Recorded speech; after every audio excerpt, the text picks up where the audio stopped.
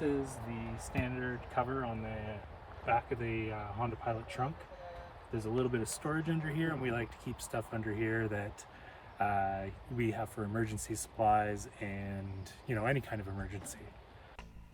Our road trips take us to so many amazing places, but so many of those places are far, far away from a main road or a small town. So we need to be as self-sufficient as possible when we're camping or when we're on a road trip. And emergency supplies can be super important if we're on a main road as well, like if we're traveling and end up in a snowstorm or some other situation that we're just not expecting. So these are some of the supplies we keep in our Honda Pilot Microcamper. Now, we are not experts, so these are just some of the things that we keep in our car. It's definitely not a complete list. Category number 1, tire repair supplies. We have our tire inflator. You want to have one of these with you. When we're going down logging roads, we're putting so much stress on our tires. They're all terrain and they're designed for this, but we never know when we're going to get a flat. So we keep a few things in our Pilot to help with this. The simplest one is a tire inflator.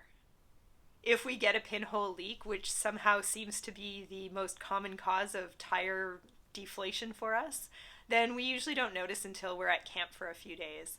And then we go to drive away and we notice the tires flat. Since it's a slow leak, we just use the tire inflator to air up the tires, and then when we get to a town, we try and find a mechanic or something and get them to fix the tire for us. And of course, we keep an eye on the tire pressure as we drive. Once we're in town, we can find a repair shop and they can patch the tire in just a few minutes for us. And we've used this when we got a nail in our tire I think in Detroit, and we ended up in Montana, and we were camping in Montana for 2 days, and we went to leave the campground, and we noticed that our tire was flat. And we were able to use this to get the tire back up enough to get us into town to get a repair. The tire inflator also gives us the added bonus of us being able to air down our tires if we're going through a particularly muddy section of road, and then we can always reinflate them when we get back on a main road. But if we end up with a bigger flat, we also carry a full-size spare. Doing a full tire change takes a bit more work, but we've practiced ahead of time, so we know how to use the equipment that comes with our Pilot. And we only change the tire ourselves if absolutely necessary. If we can, we'll definitely call a tow truck. Our bigger concern is if we get 2 flats, which can happen if we're going down a super rocky logging road. Our microcamper is really only set up to carry 1 spare. So if we're far away from cell service and we need a second spare, we need to get creative. We carry a patch kit to do our own patches if we need to, but this can be a big pain, so we try and avoid it as much as we can.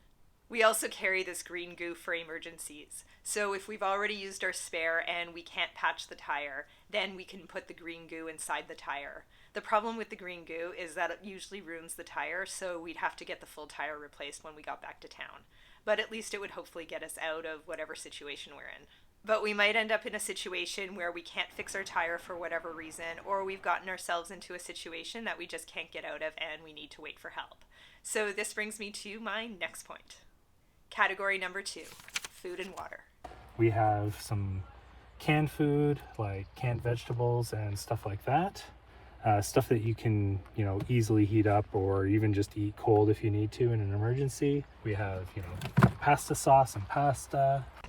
If we unexpectedly get stuck in the camper for a long time or we just have to wait for help somewhere, we always want to make sure we have extra food and water on hand.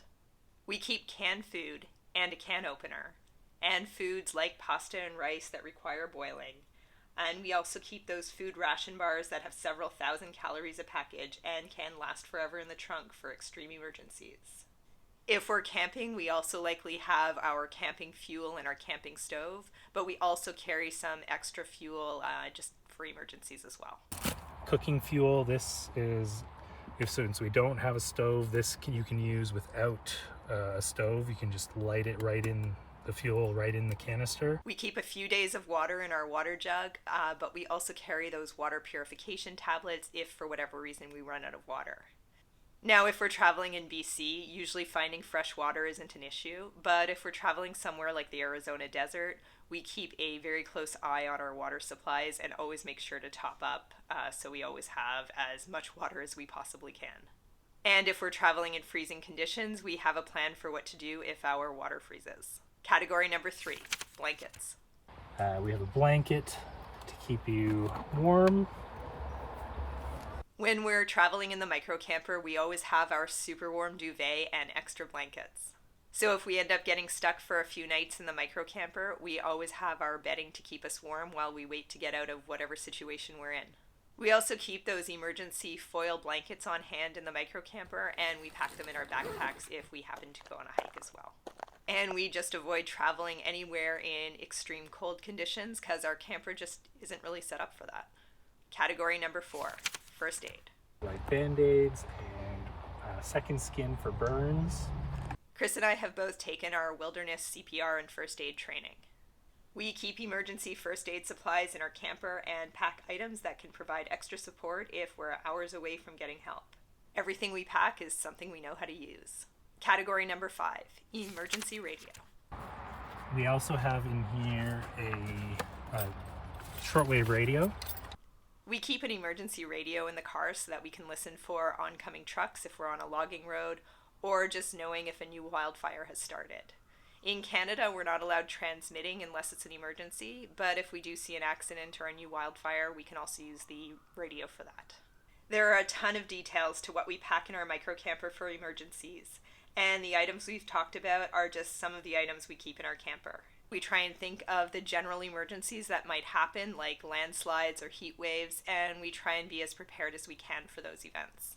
We also consider the list of 10 essentials as listed on the National Park Service website. Those are navigation, sun protection, insulation, illumination, first aid, fire, repair kit, nutrition, hydration, and emergency shelter. With all that in mind, we do our best to be prepared and pack what we think will be useful into our Honda Pilot microcamper should an unexpected situation or emergency arise.